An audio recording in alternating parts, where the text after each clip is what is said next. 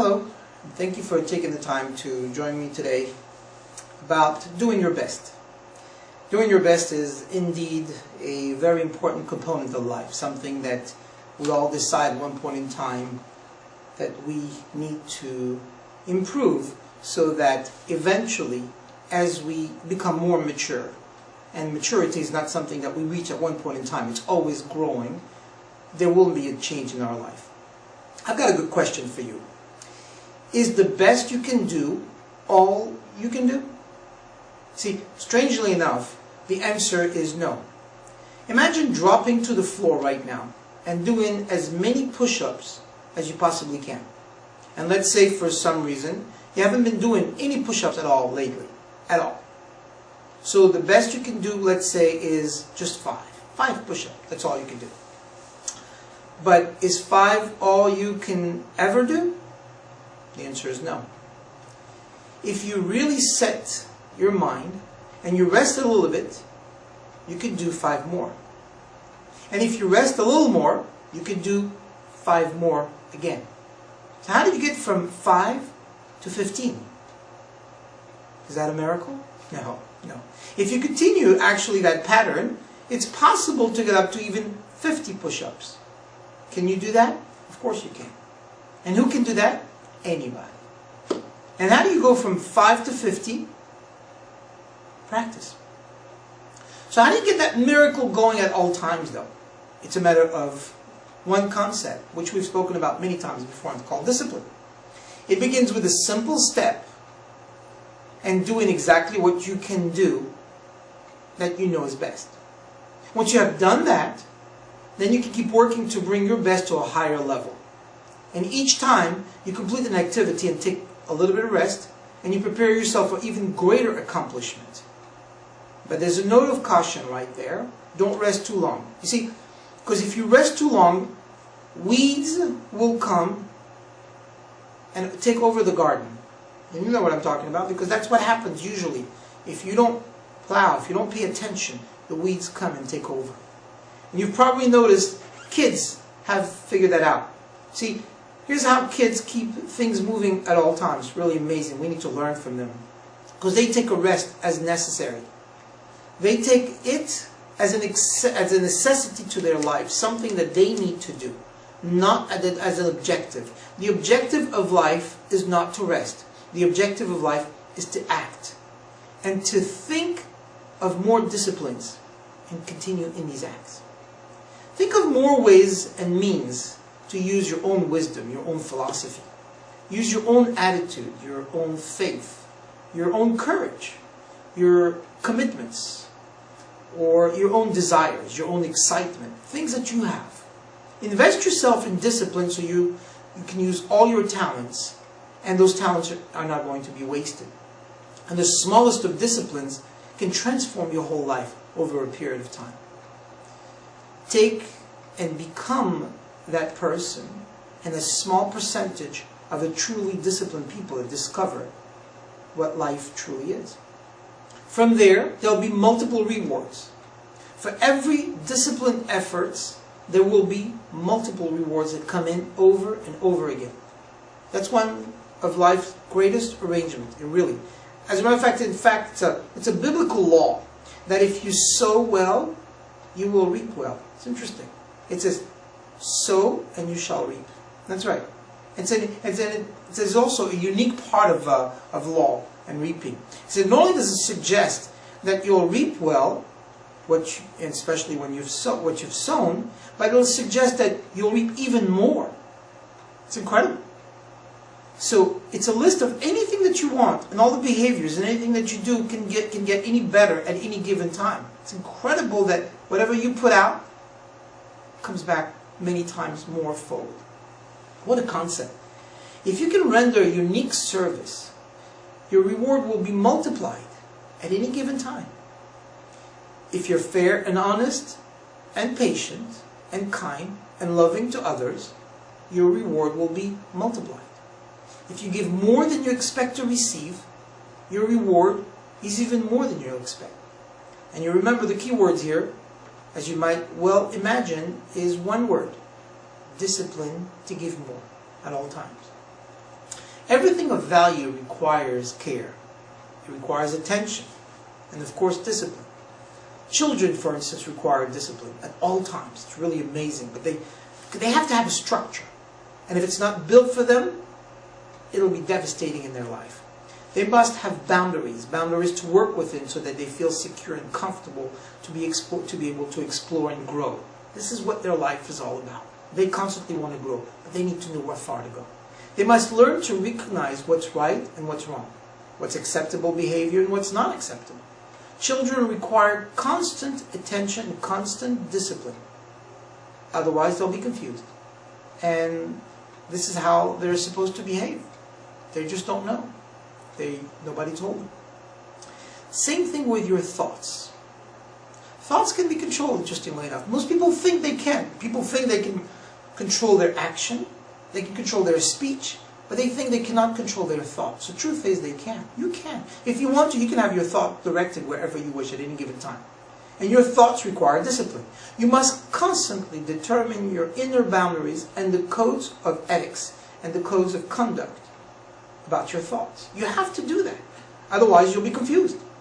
And if your thoughts are confused, you'll become hopelessly lost completely in the maze of life. You won't even find yourself. You won't even know where to go.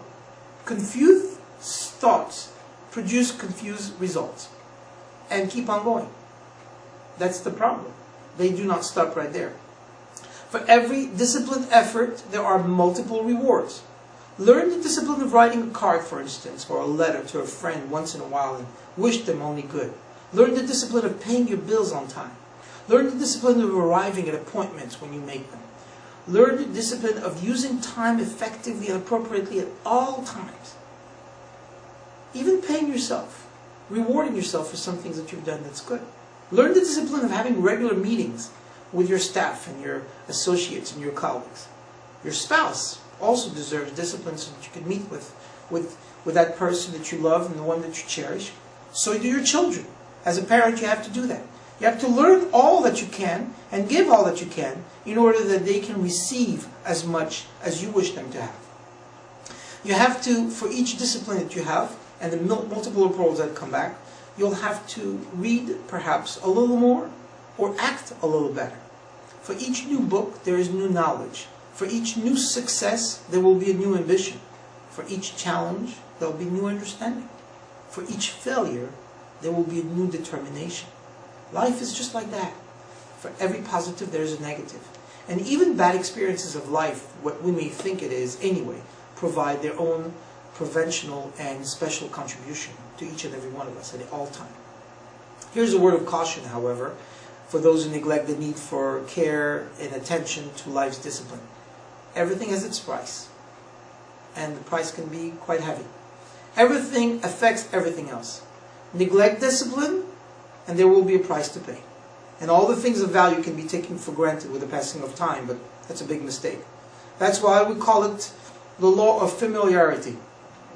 Things that you become so familiar with, you even forget that it matters or that it is important. Without discipline, the paying of constant daily attention to everything that you have, things will be taken for granted, and in this case, you'll forget. You won't be serious. Things will start being devastatingly terrible. If you're often inclined to toss your clothes when you come to your house just on the chair or throw them there and let them hang, this is the time not to pick them up and hang them in the closet. It suggests a lack of discipline if that's what you do. Lack of discipline in a small area will cost you heavily in the more important areas. You cannot clean up your company, your office, your home, your projects unless you do the little things. You cannot be impatient with your children. They need your time. They need patience. You cannot inspire anyone or sell to anybody any goals or anything that you do unless you're inconsistent with your own conduct. You cannot admonish others to do good things and be good people, good times, unless you yourself do the right things. Think about your life in this moment. This is serious. You only get one chance at it. Once you go, you go. And whatever areas that need right now, pay attention to it. Maybe it's something that you want to learn. Maybe it's something that you want to do. Maybe it's something that you need to discuss. Maybe you have an issue with your spouse and you need to fix it. Maybe it's a child you haven't spoken to in a while, and therefore you need to rearrange that. Now, it's interesting. I used to spend time with my children. I've been blessed, thank God, with 6 girls and 1 boy.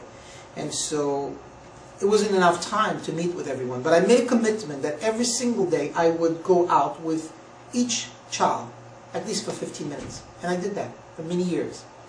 And including, by the way, Friday nights, where we would spend family together. And I would walk around the block, sometimes discuss it, spend time with them, whatever it is. Give attention to each and every one of your loved ones, everything that they need, everything that you would want to know. Why? Because if you don't examine your own self-discipline, nobody will do it for you. And then things will start going away. Perhaps some of you at this point, I hope not, God forbid, but you're on the brink of starting over. Maybe making a new decision in your life and you're not sure where to go. Perhaps there's a new self-imposed discipline that you've thought about and you want to do it. The most valuable form of discipline is the one that you can impose on yourself. Not what anybody else says, not anybody else does. Not what I'm telling you, it's what you can do to yourself. Don't wait for things to deteriorate so drastically that someone else will come and impose a discipline in your life. That would be tragic, wouldn't it? I think so. And how could you explain to that person, hey, I was trying my best, I was getting there? No. You'll be forced into that discipline, either by will or against your will. Your life, my life, the life of each and every one of us is going to serve either as a warning or as an example. If it's a warning, it could be, God forbid, tragic. If it's an example, it could be a tremendous blessing. A warning of the consequences of neglect and self-pity and lack of direction and ambition. But also, it could be also an example of talent that could put to use, of discipline, of self-imposed person and personality, and objectives that are clearly perceived and pursued with intensity. You can be that one person at any given time. It's your choice. It's all in your hands to make that difference. I hope you do, for your sake and for the world. God bless you in everything that you do, and may you succeed to always be the best that you can be. And I thank you for taking the time to listen. Thank you.